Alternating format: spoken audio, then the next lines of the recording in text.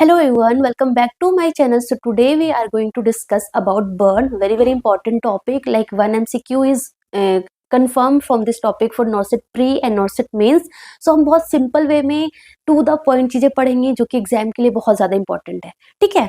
So first the burn क्या होता है. So burn is the break in the skin. जो हमारी स्किन की जो इंटीग्रिटी होती है ना, स्किन की जो इंटीग्रिटी होती है उसमें ब्रेक डाउन हो जाना, ब्रेक हो जाना, that is known as burn. Okay. So break in the skin integrity is known as burn. So basically skin की इंटीग्रिटी में ब्रेक हो जाना. सो बिफोर दैट हमें स्किन के बारे में थोड़ा पता होना चाहिए. सो स्किन के बारे में बात करें, सो स्किन की जो लेयरिंग होती है, सबसे पहले आउटर मोस्ट लेयर कौन सा होता है? एपिडर्मिस. एपिडर्मिस लेयर होता है. As you can see in this picture, this is the epidermis layer, जो कि आउटर मोस्ट प्रोटेक्टिव लेयर है, जो कि बेसिकली क्या करता है? प्रोटेक्ट करता है. एंड ये एवेस्कुलर होता है. इसमें वेसल्स बेसिकली नहीं होते हैं. ठीक है ना, ब्लड वेसल्स नहीं होते हैं. एपिडर्मिस के जस्ट नीचे होता है हमारा डर्मिस लेयर. ठीक है, dermis layer. And dermis layer basically क्या होता है? डर्मिस लेयर में आपके ब्लड वेसल्स होते हैं. ये वस्कुलर लेयर है, इसमें आपके ब्लड वेसल्स होंगे प्रेजेंट. ठीक है, ब्लड वेसल्स के साथ ही साथ आपके नर्व्स होंगे, रिसेप्टर्स होंगे. ठीक है, सिबेसियस ग्लैंड्स होगा, हेयर फॉलिकल्स होगा. ठीक है ना, जो कि बेसिकली स्किन को एक स्ट्रेंथ प्रोवाइड करता है. ठीक है. And beneath the dermis, epidermis, dermis, then hypodermis. Hypodermis जिसको सबक्यूटेनियस टिश्यू भी बोलते हैं, जो कि basically fat and connective tissue का बना होता है, जिसमें बेसिकली क्या होता है? फैट होते हैं. ठीक है, फैट का होता है. सो ये काइंड ऑफ इंसुलेशन प्रोवाइड करता है, थर्मल रेगुलेशन में हेल्प करता है. ठीक है ना. सो ये हमारा बेसिकली स्किन की लेयरिंग हो गई. एपिडर्मिस हो गया, डर्मिस हो गया, हाइपोडर्मिस हो गया, एंड देन उसके बाद मसल्स आएगा. ठीक है. सो अगर इस लेयरिंग में अगर ब्रेकडाउन हो जाएगा, अब वो ब्रेकडाउन क्यों होगा? बिकॉज ऑफ हीट की वजह से हो सकता है, या फिर केमिकल्स की वजह से हो सकता है. ठीक है ना, लाइक एसिड हो गया, एल्कलाई हो गया. ठीक है, या फिर रेडिएशन की वजह से हो सकता है, जैसे कि सनबर्न हो गया, या फिर जो कीमोथेरेपी, जो हमारा कैंसर के लिए जो रेडिएशन थेरेपी लेते हैं उसकी वजह से हो सकता है, या फिर फ्रिक्शन की वजह से हो सकता है, जैसे कि कार एक्सीडेंट हो गया, क्रैश इंजरी हो गया. सो बिकॉज ऑफ डैट जो कॉज है उसकी वजह से क्या होगा? जो स्किन की जो इंटीग्रिटी में ब्रेकडाउन हो जाएगा, and that is known as burn. ठीक है. अब ये तो बर्न हो गया.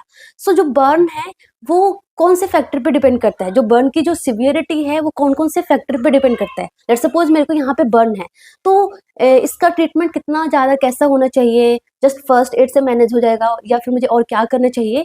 वो ऑफ कोर्स डिपेंड करता है कि कितना सीवियर मेरा बर्न है ना. सो बर्न की जो सिवियरिटी है वो किस किस पे डिपेंड करती है? Of course the first very important thing is the depth of burn. कि जो बर्न है वो कितना डेप्थ तक हुआ है. जस्ट एपिडर्मिस को इन्वॉल्व किया है, या डर्मिस को भी इन्वॉल्व कर लिया है, या सबक्यूटेनियस टिश्यू को इन्वॉल्व कर लिया है, उसके अकॉर्डिंग हमारा first degree, second degree, third degree burn होगा, जो कि हम आगे पढ़ेंगे. ठीक है. सेकंड थिंग इज दैट कि क्या है कि percentage of total body surface area burn. Let's suppose मेरे को यहाँ पे बर्न हुआ है, सबक्यूटेनियस टिश्यू तक इन्वॉल्व कर लिया, थर्ड डिग्री बर्न हुआ है, बट कितना एरिया में हुआ है? मेरे बॉडी सरफेस का टोटल कितना परसेंटेज एरिया बर्न हुआ है? सो दैट ऑल्सो डिपेंड कि अगर लेट्स सपोज 10% है, 30% है, तो 30% ज्यादा सीवियर हुआ ना. So percentage of total body surface area कितना बर्न हुआ उस पर डिपेंड करता है. एंड थर्ड जो सीवियरिटी है वो ऑफकोर्स एज पर डिपेंड करता है. तो लाइक कि जो एल्डरली हो गए, एल्डरली पीपल हो गए, और हमारे एक क्या बोलते हैं, बच्चे, पीडियाट्रिक्स ग्रुप हो गए, सो वो ज्यादा रिस्क होंगे, वो ज्यादा उसमें सीवियर बर्न होगा. लाइक लेट्स सपोज एल्डर है या फिर पीडियाट्रिक्स ग्रुप है, उसमें 10% total body surface area burn हुआ है. एंड जो एक यंगर है उसमें यंग में 10% हुआ है, तो किसको ज्यादा सीवियर मानेंगे? ऑफकोर्स बच्चे वाले को, एल्डर वाले को, है ना. सो एल्डर वाले चिल्ड्रन में ज्यादा सीवियर माना जाएगा. And fourth is the history. History मतलब कि history of any comorbidities. Let's suppose किसी को बर्न हुआ है, वो पेशेंट है, वो ऑलरेडी क्रोनिक डिजीज का है, क्रोनिक किडनी डिजीज है, या फिर डायबिटीज मेलाइटिस का पेशेंट है, या कोई हार्ट डिजीज का पेशेंट है, तो उसकी जो सीवियरिटी होगी वो और ज्यादा हो जाएगी ना. एक तो बर्न हो गया, प्लस उसको ऑलरेडी कोई कोमॉर्बिडिटीज है ना. क्योंकि आगे हम बर्न में पढ़ेंगे पैथोफिजियोलॉजी में कि बर्न की वजह से कितने कितने लाइक सिस्टमिक ऑर्गन पे भी इम्पैक्ट पड़ता है. तो ऑफकोर्स कोमॉर्बिडिटीज हो गया. And fifth very important, location, कि जो बर्न है वो किस एरिया में हुआ है. लेट्स सपोज मेरे को ये हाथ में बर्न हुआ है, and like face and neck, तो हम किसको ज्यादा मोस्ट सीवियर मानेंगे? Of course face and neck, क्योंकि फेस हो गया, नेक हो गया, चेस्ट हो गया. अगर यहाँ पे बर्न हुआ है, देयर इज चांस कि रेस्पिरेटरी सिस्टम इन्वॉल्व हो गया है. रेस्पिरेटरी सिस्टम में रेस्पिरेटरी जो एयरवे है, एयरवे में एडिमा हो सकता है, तो ARDS, रेस्पिरेटरी फेलियर, ऐसा कुछ हो सकता है ना. सो अगर फेस हो गया, नेक हो गया, चेस्ट हो गया, तो always think about the respiratory system, ठीक है। अगर पेरिनियम एरिया इन्वॉल्व है, अगर पेरिनियम एरिया इन्वॉल्व है तो there is chances of contamination of faeces and the urine, so infection के चांस बढ़ जाएगा, है ना। सो फेस, नेक और चेस्ट अगर बर्न है तो रेस्पिरेटरी सिस्टम प्रॉब्लम हो सकता है। पेरिनियम एरिया अगर इन्वॉल्व है तो इन्फेक्शन के चांस है ज्यादा, ठीक है। ऐसे ही टॉर्सो एरिया इन्वॉल्व है तो कंपार्टमेंट सिंड्रोम के चांसेस है ना। सो ये डिपेंड करता है कि कहाँ पे बर्न है, सो लोकेशन ऑल्सो मैटर, ठीक है। सो फर्स्ट हम पढ़ते हैं depth of burn. So depth of burn अगर हम बोले तो फर्स्ट डिग्री बर्न होता है, second degree, third degree and the fourth degree. So first degree का मतलब क्या है? फर्स्ट डिग्री का मतलब है कि ओनली एपिडर्मिस इज इन्वॉल्व। अभी हमने पढ़ा ना, एपिडर्मिस क्या है? प्रोटेक्टिव है, काइंड ऑफ बैरियर प्रोवाइड करता है, ए वस्कुलर होता है, नर्व्स की एंडिंग भी बहुत कम होती है, नर्व रिसेप्टर्स भी बहुत कम होता है। सो क्या होगा? एपिडर्मिस ओनली इन्वॉल्व है। सो अगर ओनली एपिडर्मिस इन्वॉल्व होगा तो क्या होगा? जहाँ पे बर्न हुआ है वो एरिया क्या हो जाएगा? एकदम रेड और पिंक हो जाएगा, ठीक है ना। So involve only epidermis, the first key point is only epidermis is involve but intact रहेगा। Very very important, see the image कि एपिडर्मिस फर्स्ट डिग्री बर्न में एपिडर्मिस इन्वॉल्व रहेगा बट वो इंटैक्ट रहेगा, स्किन इज इंटैक्ट। ऐसा नहीं कि वहाँ पे जो स्किन जो है वो ब्रेक डाउन हो गया, स्किन ब्रेक डाउन नहीं होगा, जो एपिडर्मिस है वो एकदम इंटैक्ट रहेगा। ओनली क्या होगा कि रेड और पिंक कलर होगा, है ना, इरेथेमेटस जिसको हम बोल सकते हैं वो होगा। Very very important thing is that. और क्या होगा यहाँ पे? नेगेटिव निकोल्स्की साइन होगा। नेगेटिव निकोल्स्की साइन का मतलब क्या है कि अगर आप उस एरिया को प्रेस करोगे तो वो एरिया पील नहीं होगा, वो एरिया पील नहीं होगा, वहाँ पे ब्लिस्टर फॉर्म नहीं होगा, that is known as negative Nikolsky sign, ठीक है ना।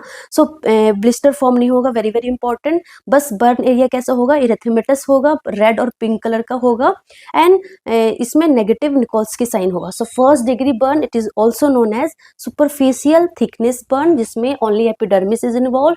जो जहाँ पे बर्न हुआ वो एरिया कैसा होगा? रेड और पिंक होगा, ब्लिस्टर फॉर्म नहीं होंगी एंड नेगेटिव निकोल्स्की साइन होगा। ये 4 चीजें बस आपको याद करना है in the first degree burn and see the picture, this is the first degree burn, ठीक है। Coming to the second degree burn, so second degree burn को क्या बोलेंगे? Partial thickness burn. First degree को क्या बोला था? सुपरफिशियल पार्शियल थिक, है ना, superficial thickness burn. Second degree क्या है? पार्शियल थिकनेस बर्न है। सो सेकेंड डिग्री जो बर्न है ना, पार्शियल थिकनेस जो है वो सुपरफिशियल पार्शियल थिकनेस भी हो सकता है या फिर डीप पार्शियल थिकनेस भी हो सकता है। सो बेसिकली आपको क्या याद रखना है कि सेकेंड डिग्री में क्या होगा? यहाँ पे एपिडर्मिस भी इन्वॉल्व है प्लस डर्मिस भी इन्वॉल्व है, ठीक है ना। सो यहाँ पे एपिडर्मिस और डर्मिस दोनों लेयर इन्वॉल्व हो गया है, एपिडर्मिस भी इन्वॉल्व हो गया है एंड साथ के साथ ये डर्मिस लेयर भी इन्वॉल्व हो गया है। अगर डर्मिस लेयर पूरा डीप तक इन्वॉल्व हो जाएगा तो वो हमारा हो जाएगा डीप पार्शियल थिकनेस। अगर डर्मिस लेयर जस्ट इतना इन्वॉल्व होगा तो ये होगा हमारा सुपरफिशियल पार्शियल थिकनेस, ठीक है। सेकेंड डिग्री का क्या क्या सेकेंड डिग्री बर्न का क्या क्या कैरेक्टरिस्टिक्स फाइंडिंग है? दैट इज की फर्स्ट की ये एपिडर्मिस प्लस डर्मिस को इन्वॉल्व करेगा, फर्स्ट थिंग। सेकेंड क्या होगा कि जो जहाँ पे बर्न होगा वो एरिया पिंक टू रेड होगा प्लस मॉइस्ट होगा, पिंक टू रेड कलर होगा प्लस मॉइस्ट होगा and very very important thing is that कि यहाँ पे क्या होगा? फ्लूइड फिल्ड ब्लिस्टर होगा, या तो फ्लूइड फिल्ड ब्लिस्टर हो सकता है या फिर रप्चर ब्लिस्टर होगा, बट ब्लिस्टर फॉर्मेशन यहाँ पे प्रेजेंट होगा, ठीक है ना। So epidermis and dermis involve. Second जो बर्न एरिया है वो रेड टू पिंक होगा and third is blister form होगा, या तो वो रप्चर हो सकता है या फिर लाइक पूरा फुल रप्चर अनरप्चर्ड हो सकता है, बट ब्लिस्टर जरूर फॉर्म होगा। And very very important thing is that this is very very painful. क्यों? क्योंकि हमने पढ़ा था ना कि डर्मिस लेयर में सिवेसियस ग्लैंड है, नर्व्स है, रिसेप्टर्स है ना। सो अगर सेकेंड डिग्री बर्न होगा, डर्मिस तक इन्वॉल्व होगा, सो ये जो होगा बहुत पेनफुल होगा। Epidermis dermis involve, pink to red colour होगा, ब्लिस्टर फॉर्म होगा and very very painful. So ये 4 चीजें इसमें भी याद करना है। Coming to the third degree burn जिसको हम फुल थिकनेस बोलते हैं, वो क्या था? Superficial thickness, partial thickness, then full thickness. Full thickness मतलब कि एपिडर्मिस भी जल गया, डर्मिस भी जल गया और हाइपोडर्मिस मतलब कि सबक्यूटेनियस टिश्यू भी जल गया, तीनों लेयर ही इन्वॉल्व हो गए हैं। So that's why it is known as full thickness. So इसमें आपका एपिडर्मिस भी इन्वॉल्व है, डर्मिस भी इन्वॉल्व है, सबक्यूटेनियस टिश्यू भी इन्वॉल्व है एंड ये बेसिकली पेनलेस होता है। पेन होगा भी तो बहुत माइल्ड पेन होगा, बेसिकली ये पेन लेस होता है। एंड इसमें जो वुंड का जो कलर है ना वो पेल वाइट भी हो सकता है, पेल वाइट टू रेड कलर भी हो सकता है, ब्राउन कलर भी हो सकता है एंड चैरेट कलर भी हो सकता है। सो जो कलर है वो वेरी करेगा। फर्स्ट डिग्री में क्या था कि ऐसे रेड टू पिंक, पिंक और रेड होगा, और हमारा सेकंड डिग्री में भी kind of pink to red होगा, मॉइस्ट होगा, एंड इसमें जो है वेरी करेगा। इसमें पेल वाइट भी हो सकता है, रेड भी हो सकता है, ब्राउन भी हो सकता है, चैरेट कलर भी हो सकता है, ठीक है ना। Very very important thing is that कि सेकंड डिग्री बर्न में क्या था, ब्लिस्टर फॉर्म हो रहा था। यहाँ पे ब्लिस्टर फॉर्म नहीं होगा, यहाँ पे स्कार फॉर्मेशन हो जाएगा, यहाँ पे स्कार फॉर्मेशन हो जाएगा, dry and hard area form हो जाएगा, स्कार फॉर्मेशन हो जाएगा। एंड यहाँ पे आपको बेसिकली स्किन ग्राफ्टिंग की नीडेड है। फर्स्ट डिग्री सेकंड डिग्री तक बिना स्किन ग्राफ्टिंग का चल सकता था, रिपेयर हो जाएगा धीरे धीरे, वो हील हो जाएगा, बट इन थर्ड डिग्री में स्किन ग्राफ्टिंग नीडेड होगा, ठीक है ना। So that is fourth degree burn में क्या होगा, fourth degree is known as deep full thickness, मतलब कि इसमें एपिडर्मिस, डर्मिस, हाइपोडर्मिस, साथ के साथ मसल्स, बोन्स, टेंडन्स, लिगामेंट जो होते हैं एकदम डीपली जो लेयर होता है ना, सबको इन्वॉल्व कर लिया है। So that is known as fourth degree burn.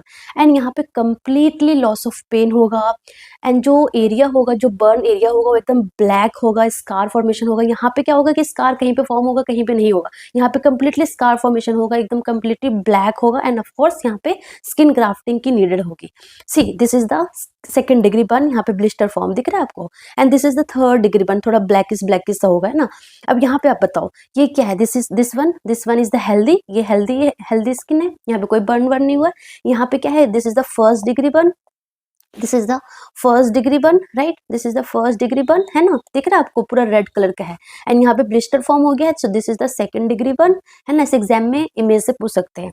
And this is the third degree burn, है ना, third degree burn, and this is the fourth degree burn, ठीक है ना। सो ये हमारा बर्न था, ठीक है। सो ये हमने पढ़ लिया according to the depth of burn, ठीक है। सेकेंड हमारा आता है, उससे पहले हमें ऑलरेडी मैंने आपको बता दिया कि कभी भी फेस, नोज, माउथ, नेक, चेस्ट इन्वॉल्व होगा तो always think about the respiratory system, है ना।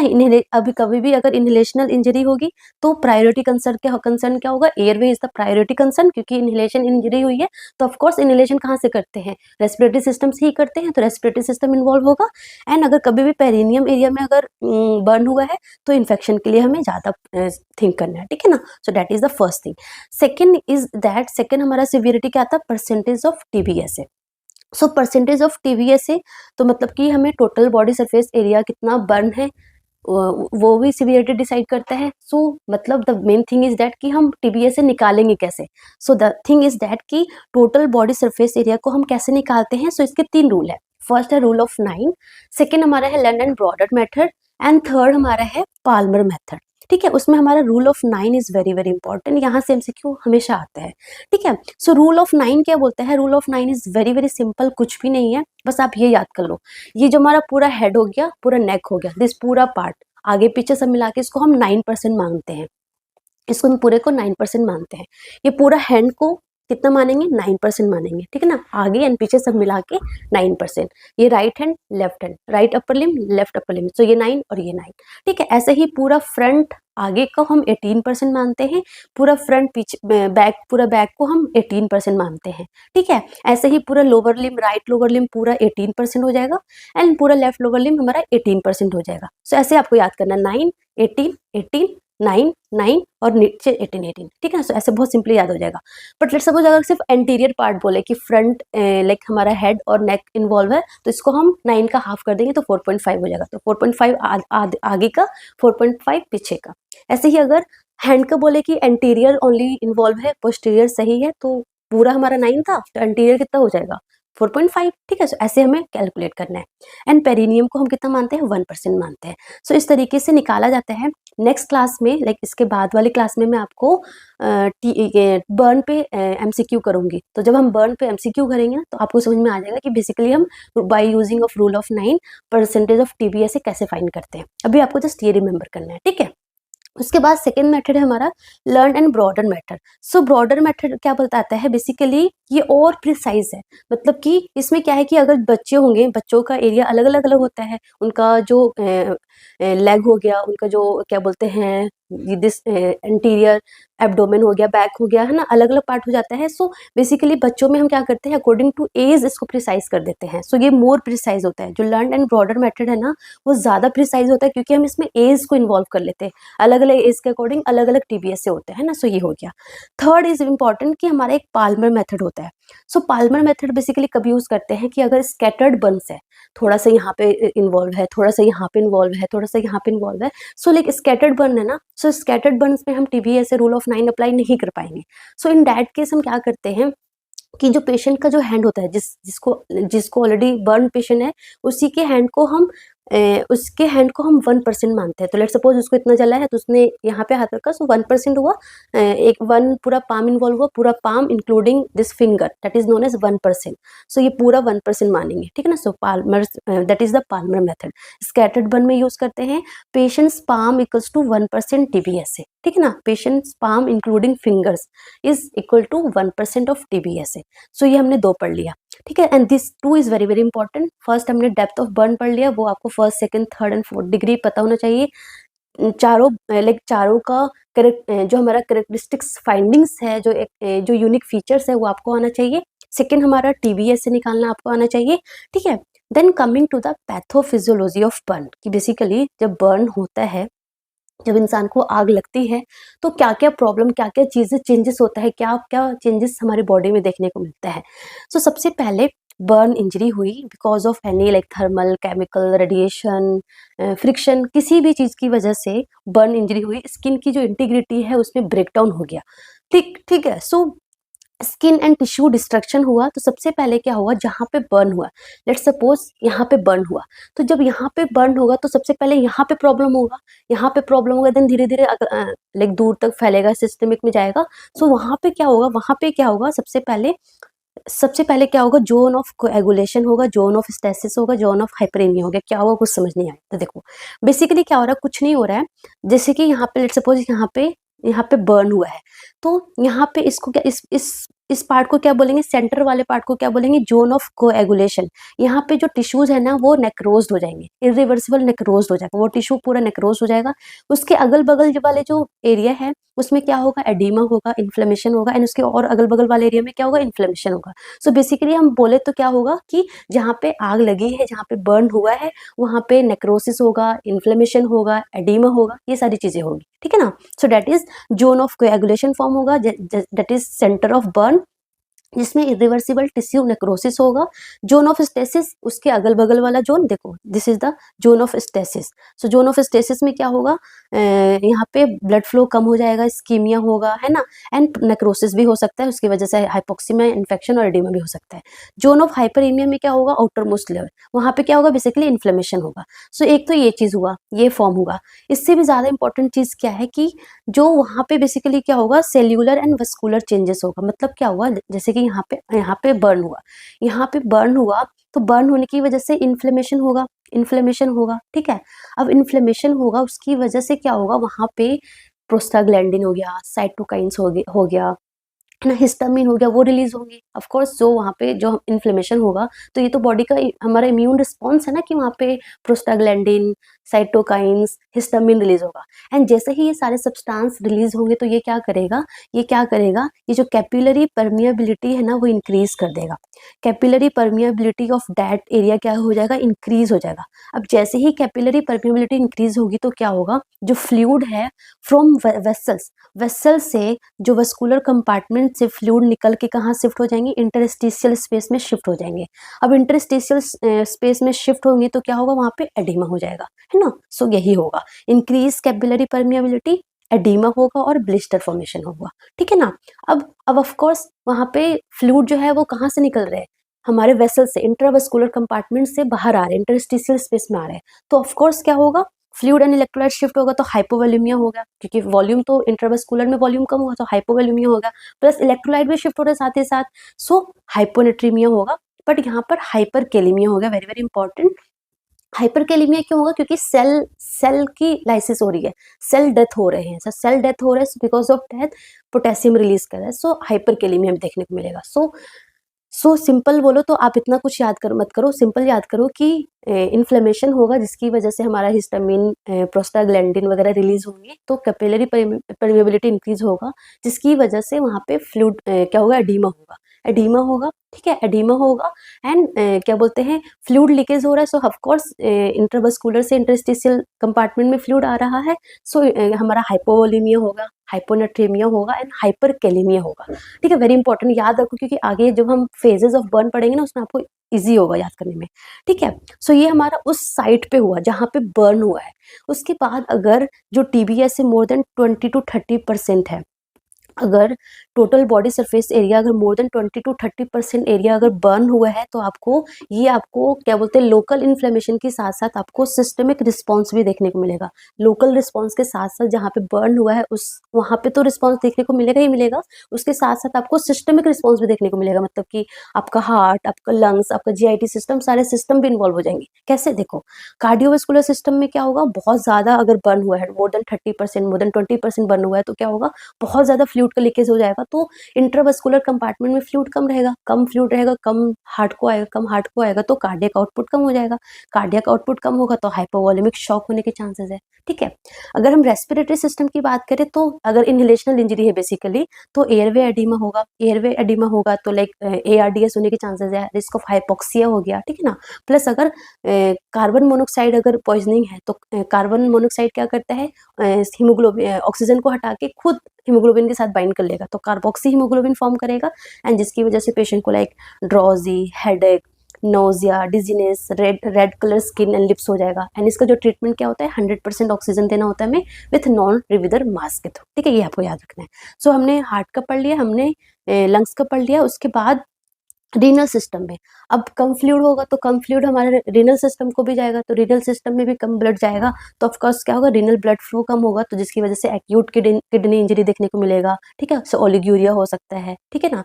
उसके बाद अगर हम इम्यून सिस्टम की बात करें, तो जो बैरियर है, अगर 20 to 30% अगर स्किन इन्वॉल्व है, तो वो जो बैरियर है ये तो काइंड ऑफ प्रोटेक्शन दे रहा है ना हमें बाहर के इन्वायरमेंट से, बाहर कितना इन्फेक्शन है, तो ये बैरियर ही हट गया तो इन्फेक्शन के चांसेस बढ़ गया, तो इम्यूनिटी क्या हो जाएगी, सप्रेस हो जाएगी, तो रिस्क ऑफ इन्फेक्शन, सेप्सिस क्या हो जाएगा, इंक्रीज हो जाएगा, ठीक है। उसके बाद मेटाबॉलिक रिस्पॉन्स, तो जब बर्न होता है ना, सो हाइपर मेटाबॉलिक स्टेट होता है, सो बीएमआर इंक्रीज हो जाता है, बेसल मेटाबॉलिक रेट इंक्रीज हो जाएगा, प्रोटीन का ब्रेकडाउन बहुत जल्दी जल्दी होगा, सो ब्लड, यूरिया, नाइट्रोजन वगैरह बहुत ज्यादा फॉर्म होंगे, ठीक है।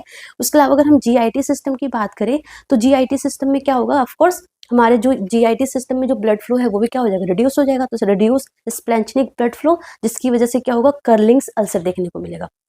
कर्लिंग अल्सर क्या होता है, it is the acute stress related ulcer form in the like duodenum हो गया एंड गैस्ट्रिक सिस्टम में हो गया, जो कि बेसिकली बर्न पेशेंट में देखने को मिलता है। So this is very important, curling ulcer किस में देखने को मिलता है, बर्न पेशेंट में देखने को मिलता है, या फिर इलियस भी हो सकता है, लाइक पैरालिटिक इलियस हो सकता है, पैरालाइज हो सकता है इंटेस्टाइन का, है ना। सो ये बेसिकली जीआईटी सिस्टम में देखने को मिल सकता है। सो ओवरऑल अगर हम बात करें तो इन्फेक्शन के चांसेस है, सेप्सिस के चांसेस है, end of course multi organ dysfunction syndrome हो सकता है, हार्ट खराब हो सकता है, लंग्स खराब हो सकते हैं, जीआईटी सिस्टम में पैरालाइज्ड हो सकता है ना, so multi organ dysfunction syndrome देखने को मिलेगा ओवरऑल अगर हम बात करें तो, ठीक है। सो ये तो हमारा पैथोफिजियोलॉजी था।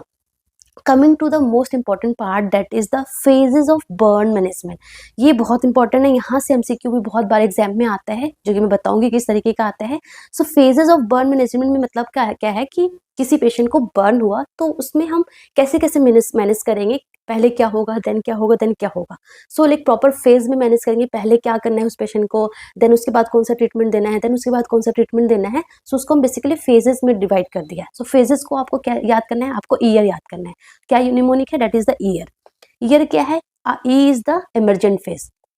सो जैसे ही जिसको लाइक बर्न हुआ है तो वो जैसे वो हॉस्पिटल आएगा तो सबसे जो फर्स्ट फेज होगा that is the emergent phase, जिसको हम रिससिटेटिव फेज बोलेंगे, मतलब कि बेसिकली पेशेंट को हमें रिससिटेट करना है। सो इमरजेंट फेज और रिससिटेटिव फेज जो है वो कब स्टार्ट होता है, just after the onset of burn. जैसे ही बर्न इंजरी हुई है उसके जस्ट स्टार्ट होगा, एंड कब होगा ये इंपॉर्टेंट है, duration is important, just onset of burn injury to restoration of capillary permeability. Capillary permeability मतलब क्या है कि बेसिकली बर्न में क्या हो रहा था हमने पढ़ा ना कि कैपिलरी परमेबिलिटी इंक्रीज हो जाएगी, जिसकी वजह से जो फ्लूइड है वो इंट्रावस्कुलर कंपार्टमेंट से इंटरस्टिशियल कंपार्टमेंट में शिफ्ट हो जाएंगे। तो इंट्रावस्कुलर कंपार्टमेंट में जो फ्लूइड है वो कम होगा, मतलब हाइपोवोलेमिया होगा। सो मतलब कि जो इमर्जेंट फेस है, जो रिससिटेटिव फेस है, वो एंड कब होगा, जब आपने जो फ्लूइड इंटरस्टिशियल कंपार्टमेंट में जो शिफ्ट हो रखा था उसको वापस से आप कहाँ डाल दोगे, इंट्रावस्कुलर कंपार्टमेंट में डाल दोगे। देन जो इमर्जेंट फेस है, जो रिससिटेटिव फेस है, वो एंड हो जाएगा। ठीक है ना, that is the emergent phase. So onset of the burn injury to restoration of capillary permeability, मतलब कि fluid resuscitation, that is the emergent phase. And जो कि बेसिकली फर्स्ट 48 आवर्स या फर्स्ट 24 टू 48 आवर्स ये पीरियड को माना जाता है। ठीक है ना। सो 24 टू 48 आवर्स जो है that is the emergent face होता है, रिससिटेटिव फेस होता है। And this is the very very dangerous face, क्योंकि शॉक, हाइपोवोलेमिक शॉक होने की सबसे ज़्यादा चांसेस होता है, क्योंकि कितना सारा फ्लूइड जो है वो वेसल से इंट्रावस्कुलर कंपार्टमेंट से इंटरस्टिशियल में शिफ्ट हो रखा है। सो इंट्रावस्कुलर कंपार्टमेंट में फ्लूइड कम है, so of course hypovolaemic shock हो सकता है अगर आपने टाइमली फ्लूइड पेशेंट को नहीं दिया, टाइमली पेशेंट को मैनेज नहीं किया। ठीक है। सो इमरजेंट फेस में आपकी प्रायोरिटी क्या होगी, आपकी प्रायोरिटी होगी एयरवे, ब्रीदिंग एंड सर्कुलेशन। सो सबसे पहले अगर पेशेंट आता है हॉस्पिटल तो आप सबसे पहले आप एयरवे मैनेज करोगे, आप एयरवे ब्रीदिंग मैनेज करोगे, देन आप सर्कुलेशन मैनेज करोगे बाय गिविंग फ्लूइड। ठीक है। फ्लूइड कैसे देंगे आगे हम पढ़ेंगे। सो एक इम्पॉर्टेंट एमसीक्यू यहाँ से आता है कि first priority at the incident site, जैसे कि घर है, वहाँ पे आग लगी हुई है, वहाँ पे एक विक्टिम है। सो वो विक्टिम है उस आग वाले सिचुएशन में, तो वहाँ पे आपकी फर्स्ट प्रायोरिटी क्या होगी, आप एयरवे मैनेज करोगे? Of course not. आपको सबसे पहले क्या करना है, you have to remove the victim from the source of burn. जब तक आप उस विक्टिम को वहां से निकालोगे ही नहीं तो ऑफ कोर्स आप कैसे मैनेज कर सकते हो। तो फर्स्ट इज कि आपको विक्टिम को वहां से निकालना है। So that is the first priority at the incident side. And then आपको ABC मैनेज करना है, एयरवे, ब्रीदिंग, सर्कुलेशन। एंड अगर इसी क्वेश्चन को इस तरीके से पूछ जाए कि एक बर्न पेशेंट है, 40% TBS का है, वो हॉस्पिटल आया, then what is your first priority, then airway. Airway is the first priority. ठीक है ना। सो एयरवे हम पेशेंट को लाइक इंट्यूबेट कर सकते हैं, पेशेंट को लाइक वेंटिलेटर पे रख सकते हैं, पेशेंट का प्रॉपर मॉनिटर करेंगे एंड सर्कुलेशन हम मैनेज करेंगे। ठीक है ना। सो सर्कुलेशन मैनेज करेंगे। सर्कुलेशन कैसे मैनेज करेंगे, फ्लूइड देंगे। एंड फ्लूइड हम कौन से फॉर्मूला से देते हैं, that is the parkland formula. Very very important formula. मतलब कि जो बर्न पेशेंट होता है उसमें जो हम फ्लूइड कैलकुलेट करते हैं, एंड वो फ्लूइड कैलकुलेट करने का फॉर्मूला क्या है, पार्कलैंड फॉर्मूला है। जो कि क्या बोलता है, जो कि बोलता है कि हम क्या देंगे, बेसिकली अगर कोई भी बर्न का पेशेंट आएगा then fluid of choice is Ringer's lactate. Ringer's lactate is the fluid of choice for the burn patient. First question तो यहीं से आता है। देन हमने रिंगल लैक्टेट्स देंगे, बट कितना देंगे, कितना देंगे, that is the 4 ml into में टोटल बॉडी सरफेस एरिया, जो कि हम रूल ऑफ 9 से फाइंड करेंगे या फिर पाल्मर मेथड से फाइंड करेंगे, इनटू में weight in KG. Okay, let's suppose 4 ml into में let's suppose 30% total body surface area burn हो गया, सो 30 होगा, इनटू में लेट्स सपोज 40 kg उस बर्न पेशेंट का वेट है। सो कितना होगा, 4 3 ज़ा 12, 12 4 ज़ा 60, तो 60 मतलब कि टोटल कितना होगा, 6000 ml हमें उसे फ्लूइड देना है। अब इस 6000 ml को हम कैसे देंगे, ऐसे ही पूरा रश नहीं करना है, कैसे देना है, फर्स्ट हाफ, मतलब कि 6000 को मतलब कि 3000 हम फर्स्ट 8 आवर में देंगे, 3000 हम फर्स्ट 8 आवर में देंगे, एंड बाकी जो बचेगा उसको हम नेक्स्ट 16 आवर्स में देंगे। सो that is the parkland formula, 4 ml into में TBSA इंटू में बॉडी वेट। ठीक है। कैसे देंगे, हाफ फ्लूइड जो आएगा वो फर्स्ट 8 आवर्स में दे देंगे, एंड जो बाकी बचा हुआ फ्लूइड है वो हम 16 आवर्स में देंगे। सो that is the parkland formula. तो हमने फ्लूइड भी दे दिया। अब फ्लूइड दे दिया एंड ऑफकोर्स अब हम क्या करेंगे, उस एरिया को जहाँ पे बर्न हुआ अब उसको भी तो देखना है। अब तो हमने ए पेशेंट का ABC पेशेंट को हमने जो डेंजरस फेस था उससे हमने रिमूव कर दिया। अब साथ ही साथ हमें उस एरिया को कूल करना है, अगर रेस्ट्रिक्टिव क्लॉथ वगैरह पहन रखा है तो वो हमें रिमूव करना है। ठीक है ना। वुंड को प्रॉपर कवर करना है स्टेराइल गॉज पीस से, है ना। एंड अगर केमिकल बर्न है तो ऑफ कोर्स आपको इरिगेट करना है। सो ये हमारा प्रॉपर मैनेजमेंट होगा। ठीक है ना। इसमें जो हमारा जो इमरजेंट फेस है या फिर फर्स्ट 48 आवर्स में सबसे ज़्यादा रिस्क क्या होता है, हाइपोवोलेमिक शॉक होने के चांसेस है। Very very important. Hypovolaemic shock हो सकता है, रेस्पिरेटरी डिस्ट्रेस हो सकता है, कंपार्टमेंट सिंड्रोम हो सकता है। सो ये सारे रिस्क होते हैं। ठीक है ना। एंड ऑफ कोर्स आपने पेशेंट को फ्लूइड दिया, फ्लूइड दिया, देन आपको चेक करना है कि जो आप फ्लूइड दे रहे हो पेशेंट को वो प्रॉपर परफ्यूज कर रहे हैं कि नहीं कर रहा है, पेशेंट को प्रॉपर परफ्यूज कर रहे हैं कि नहीं कर रहा है। सो ऑफ कोर्स आपको उसका हार्ट रेट से पता चलेगा, बीपी बढ़ेगा पेशेंट का, है ना, ये सब कुछ तो पता चलेगा। And the most reliable method क्या होगा, urine output. Urine output is the most reliable and most sensitive non-invasive method for cardiac output and tissue perfusion कि proper cardiac output हो रहा है, क्योंकि proper cardiac output हो रहा है तभी तो किडनी के पास blood flow हो रहा है, तभी तो किडनी से यूरिन फॉर्म हो रहा है ना। सो यूरिन आउटपुट कितना होना चाहिए, 0.5 to 1 ml per hour है। इट मीन्स प्रॉपर परफ्यूजन होने लगा है पेशेंट को, ठीक है ना। So urine output is the most reliable method. उसके अलावा तो बहुत सारे होते हैं, like BP, heart rate normal होगा पेशेंट का, सीवीपी नॉर्मल होगा, है ना। तो ये बहुत सारे फैक्टर्स होते हैं, but urine output is the most reliable method. उसके अलावा आप इस फेस में इंजेक्शन टीटी दे सकते हो पेशेंट को, है ना, टीटी दे सकते हैं सो दैट टेटनस से प्रिवेंट करने के लिए। हमें रूम टेम्परेचर वार्म रखना है, क्योंकि जो स्किन की जो बैरियर है वो ही हट गई है। तो स्किन की बैरियर हट गई है तो ऑफ कोर्स आपको वार्म रखना है सो दैट पेशेंट को कोल्ड भी ना चले जाए, उसकी वजह से भी शॉक ना हो जाए ना। सो रूम टेम्परेचर आपको वार्म मेंटेन करना है। सो ये हमारा इमर्जेंट फेस हो गया, ठीक है। सो बेसिकली इमर्जेंट फेस में आपका गोल क्या होगा, maintain patent airway, prevent hypovolaemic shock and preserve the vital organ function. So basically ये आपका इमर्जेंट फेस में गोल होगा, ठीक है ना। मेंटेन पेटेंट एयरवे, एयरवे हमें पेटेंट रखना है, शॉक से प्रिवेंट करना है, end of course vital organ का फंक्शन हमें प्रमोट करना है, प्रिजर्व करना है, ठीक है। सो ये हमारा रिससिटेटिव और इमर्जेंट फेस हो गया। Coming to the second one, that is the acute phase, EAR। So A क्या है, acute phase. So acute phase कब स्टार्ट होगा, of course after 48 hours. First 24 to 48 hours क्या था, इमर्जेंट फेस था। सो आफ्टर 48 आवर्स हमारा कौन सा फेस स्टार्ट होगा, एक्यूट फेस स्टार्ट होगा। सो एक्यूट, हमने इमर्जेंट फेस लास्ट कब तक क्या था कि कैपिलरी परमिएबिलिटी जो है वो रिस्टोर हो गई। सो ये जो फेस है ना, एक्यूट फेस कब से स्टार्ट होगा कि कैपिलरी परमिएबिलिटी स्टोर होने के बाद, स्टेबलाइज होने के बाद, टू वुंड क्लोजर तक, कि वुंड जो हुआ वो प्रॉपर क्लोज हो जाए, है ना। सो ये थोड़ा लाइक मंथ तक भी चल सकता है एक्यूट फेस, है ना। सो कैपिलरी परमिएबिलिटी या फिर डायूरेसिस बोल सकते हैं, मतलब यूरिन आउटपुट आने लगा है, stabilize to wound closure is the acute phase. So इसमें बेसिकली अब चांस क्या होगा, देखो उस फेस में, एक्यूट फेस, इमरजेंट फेस में क्या क्या चांस था, हाइपोवोलेमिया का चांस था, हाइपोनेट्रीमिया का, और हाइपरकेलेमिया होने के चांसेस था। बट इन दैट फेस में क्या है कि हाइपरवोलेमिया हो सकता है। आपने कंटिन्यूअस आप फ्लूइड देते रहे एंड अंदर भी जो कैपिलरी परमेबिलिटी है वो रीस्टोर हो गई है, तो इंटरस्टिशियल कंपार्टमेंट से वापस से जो इंटरस्टिशियल कंपार्टमेंट में जो फ्लूइड गया था वो वापस से इंट्रावस्कुलर में आ रहा है। सो वहां से भी फ्लूइड आ रहा है एंड बाहर से भी आप फ्लूइड दे रहे हो। सो हाइपरवोलेमिया पेशेंट जा सकता है, पेशेंट जो है वो हाइपरवोलेमिया में जा सकता है, हाइपोकेलेमिया हो सकता है, इन्फेक्शन एंड सेप्सिस। तो ये रिस्क होता है इन एक्यूट फेस में, ठीक है ना, hypervolaemia, hypokalaemia, infection and sepsis, ठीक है। तो यहाँ पे बेसिकली हमारा गोल क्या होता है कि इन्फेक्शन से कंट्रोल करना है, इन्फेक्शन कंट्रोल करना है, wound care and closure, exercise करवाना है टू प्रिवेंट द कॉन्ट्रैक्शन हो जाए तो हमें पेशेंट को पैसिव और एक्टिव हमें एक्सरसाइजेस करवानी है टू प्रिवेंट द कॉन्ट्रैक्शन, है ना। हमें प्रॉपर न्यूट्रिशन देना है, that is the high calorie high protein diet देना है, क्योंकि पेशेंट का बेसिकली जो स्किन है वो जल गए, वो बर्न हो गया है, plus this is the hyper metabolic state, हमने पढ़ा था ना, BMR इंक्रीज हो जाता है, तो आपको high protein high calorie diet देना है, साइकोलॉजिकल सपोर्ट देना है। तो आपको क्या निमोनिक याद करना है, you have to learn the mnemonic wipe. Wipe याद करो, आपको सब याद हो जाएगा। सो वाइप में क्या है, W is the wound closure, wound closure करना है पेशेंट को, हमें वुंड क्लोजर करना है। I इज द इन्फेक्शन से प्रिवेंशन करना है इस फेस में, एंड P इज द हमने पेशेंट को वुंड क्लोज कर दिया, हमने पेशेंट को इन्फेक्शन से प्रिवेंट कर दिया, हमने पेशेंट को E इज द ईटिंग, हमने प्रॉपर पेशेंट का क्या करना है कि पेशेंट को हमें proper high calorie high protein diet देना है, एंड P हमें पेशेंट को साइकोलॉजिकल हमें सपोर्ट देना है पेशेंट को, ठीक है ना।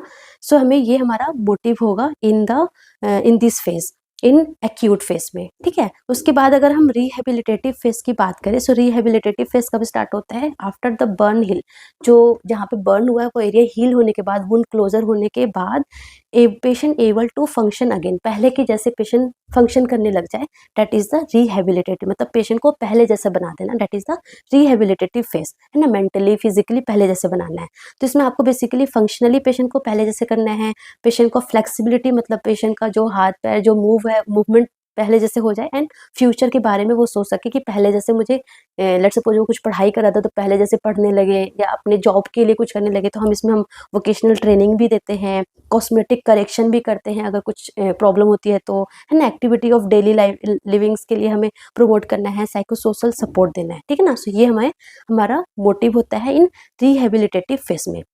Very important is the emergent phase. Okay, then acute phase. So ये आपको फेसेस आपको अच्छे से याद होना चाहिए, ठीक है।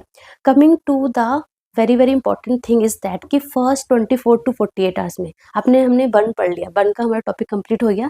सो यहाँ से कुछ एमसीक्यू आते हैं। सो फर्स्ट है कि फर्स्ट 24 टू 48 आवर्स में क्या क्या पेशेंट को होने के चांसेस है, हाइपोनेट्रीमिया होने के चांसेस है, हाइपोवोलीमिया होने के चांसेस है एंड हाइपरकैलेमिया होने के चांसेस है। ये क्यों होगा? क्योंकि फ्लूइड एंड इलेक्ट्रोलाइट का शिफ्टिंग हो रहा है। एंड ये क्यों होगा? क्योंकि सेल लाइसिस हो रहा है तो बहुत पोटेशियम रिलीज होगा, ठीक है ना। सो ये होने के चांसेस है। And most common cause of death in emergent phase में या फर्स्ट 48 आवर्स में क्या होता है? That is the hypovolaemic shock. Hypovolaemic shock. अगर एग्जाम में एमसीक्यू आएगा कि इन फर्स्ट 48 आवर्स में most common cause of death in burn patient में क्या होता है? That is the hypovolaemic shock होता है, ठीक है ना। प्राइमरी मैनेजमेंट क्या होगा? Primary management is always airway. Airway is the primary management, ठीक है। Airway, breathing, circulation. After 48 hours मतलब कि इन एक्यूट फेज में, एक्यूट फेज में क्या क्या होने के चांसेस है? अपोजिट, हाइपोकैलेमिया हो सकता है, हाइपरवोलीमिया हो सकता है, हाइपरनेट्रीमिया हो सकता है। Most common cause of death बोले तो सेप्टिक शॉक या फिर इन्फेक्शन की वजह से बेसिकली डेथ होता है आफ्टर 48 आवर्स में, ठीक है। प्राइमरी मैनेजमेंट यहाँ पे क्या होगा? Prevention of infection. इन्फेक्शन से प्रिवेंट करना is the primary management. And then wound closure, है ना, वुंड को हील करना है, वुंड को प्रॉपर क्या बोलते हैं, ड्रेसिंग करनी है। सो ये हमारा सेकेंडरी होगा। सो अगर आपसे ओवरऑल पूछे कि overall cause of common cause of death in the burn patient, तो आपको बोलना है septic shock. Septic shock is the most common cause of death overall बोले तो। बट अगर फर्स्ट 48 आवर्स बोल दिया, आफ्टर 48 आवर्स ऐसे स्पेसिफाई कर दिया तो आपको ऐसे बोलना है, ठीक है। सो ये हमारा था बर्न के बारे में। मैंने बहुत शॉर्ट टू द पॉइंट, जो इंपॉर्टेंट पॉइंट है, जो बेसिकली एग्जाम में आता है, वो चीजें कवर की है। नेक्स्ट क्लास में मैं इससे रिलेटेड एमसीक्यू करवाऊंगी। सो प्लीज एमसीक्यू जरूर करना। लेट सपोज कुछ जो बस पॉइंट है जो मैंने छोड़ रखे हैं, जो इंपॉर्टेंट पॉइंट अगर मैंने कुछ छोड़ दिया हो तो वो एमसीक्यू में कवर हो जाएगा, ठीक है ना। So that's all about today. Thank you so much. All the best.